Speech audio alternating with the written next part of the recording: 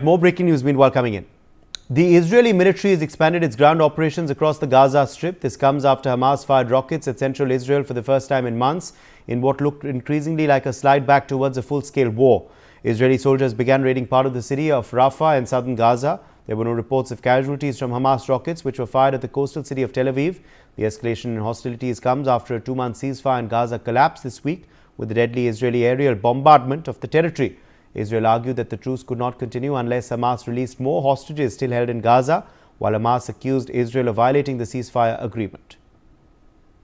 Aditya Vadavan is joining us for more on this story. Aditya, what's the latest you can share with us from on ground in Gaza? The FSC, the Israeli Defense Forces have stepped up their attacks against Hamas, and they have been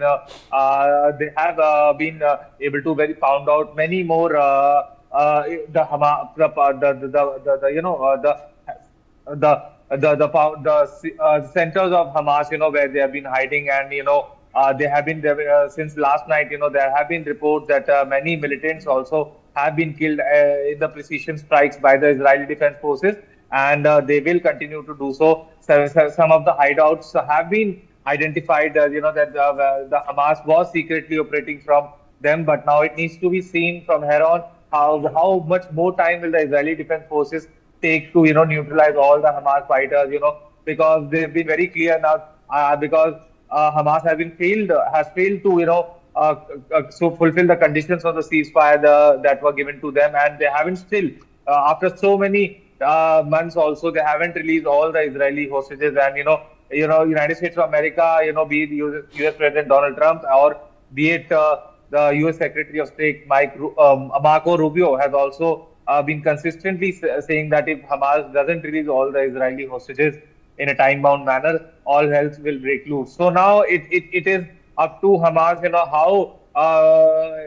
in how much time are they willing to release all the Israeli hostages. Otherwise, the Israeli defense forces are on full alert and are continuing to operate in and around Gaza, and pounding bombs on the hideouts of Hamas in and around Gaza Strip. Yes, Sudhir. Colonel Jay Sodhi is also with us, a defense expert. Colonel Sodhi, where do you see the conflict now headed in Gaza? Which direction is the new offensive now taking?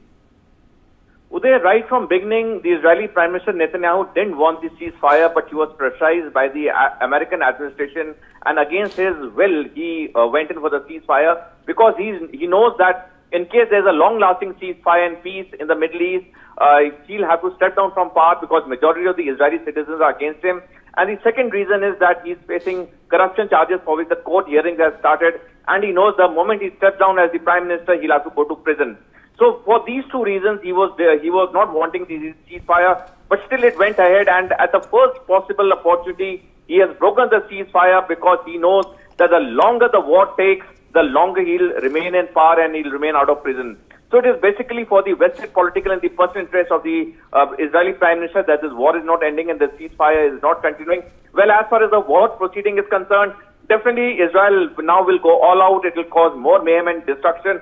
And now the Hamas will also start retaliating. In fact, last night, the Hamas has attacked the central districts of Israel, and thus once again a full-fledged war between Israel and Hamas has started. My thanks to Colonel Sodhi for joining us with your perspective. Also thanks to Aditya who joined us earlier. It's time for a short break on that note.